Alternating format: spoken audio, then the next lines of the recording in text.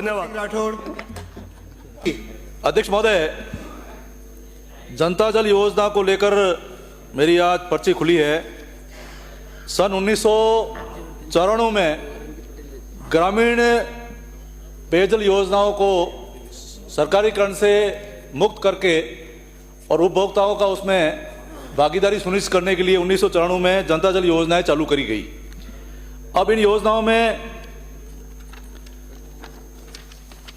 उसका संचालन साधारण जो था वो जन स्वास्थ्य अभियांत्रिकी विभाग से हो रहा था और पंचायतों को अंशकालीन श्रमिक लगाने का इसमें प्रावधान किया गया था और जलदाय पीएचडी विभाग ही इसमें मेंटेनेंस के लिए 400 रुपये हॉर्स पावर के हिसाब से पैसा दे रहा था और श्रमिकों को मानदेय भी उससे मिल रहा था।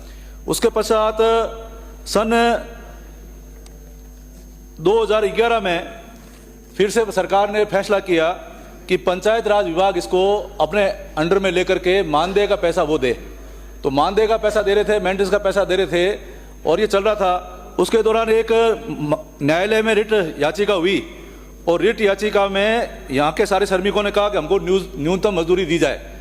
तो 1/5/6/9/17 को जो अंशकालिक श्रमिक थे, न्यायालय ने फैसला किया कि अंशकालिक श्रमिक का जो पद है इसको हटा करके सहायक पंप चालक किया जाए।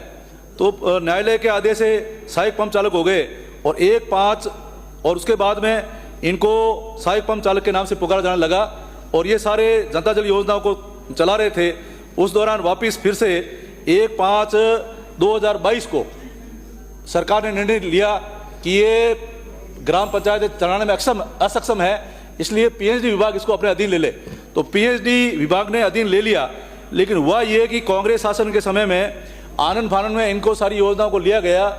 उस समय राजनीतिक बदले की भावना से और राजनीतिक देश भावना से उसमें सर्वे कराया गया कि जो ये सहायक पंप चालक लगे हुए हैं और हमारी विचारधारा के है, उन सबको ले लिया गया और दूसरी विचारधारा के थे या उनके विरोध विचारधारा के थे उन सबको छोड़ दिया गया।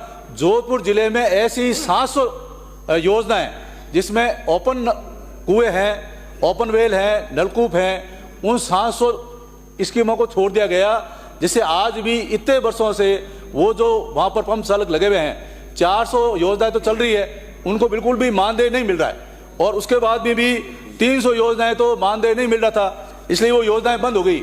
मैं अध्यक्ष महोदय आपके माध्यम से राजस्थान सरकार का भी और मंत्री महोदय का भी ध्यान आकर्षण करना चाहूँगा कि जोधपुर जिले की तो 700 है और राजस्थान में पता नहीं कितनी योजनाएं होगी जो उस समय पीएचडी के अधीन नहीं आई। अब ये दोहरा भेदभाव है, आधी योजनाओं को तो पीएचडी विभाग में ले लिया गया और आधी योजनाएं छोड़ दी गई। अब उनको अगर मेंटेनेंस का पैसा नहीं मिलेगा, उनको मानदेय का पैसा नहीं मिलेगा, तो वो भी जो पंप चालक है वो छोड़ देंगे और छोड़ने के बाद में ये पेयजल का भयंकर संकट व्याप्त हो जाएगा, पेयजल का संकट हो जाएगा। इसलिए मैं सरकार का ध्यान आकर्षण करना चाह रहा हूँ कि ये लंबे वर्षे से सन 1994 से लगे हुए हैं, तो क्यों नहीं आपके यहाँ पीएचडी में इतनी पद खाली हो गए हैं, आप नई भर्तियां करें और नई भर्तियों के अंदर इनको अगर आप बोनस के माध्यम से लें, ये अनुभव के आधार पर इनको नियमित भी कर सकते हैं और एक नियमित भी कर सकते हैं। और इनकी जो मांगे हैं वो मैं आपसे निवेदन करना चाहूंगा कि जनता जल योजना पर कार्यरत पंप चालकों को विभाग में रिक्त पदों पर समायोजित करते हुए नियमित घोषित किया जाए।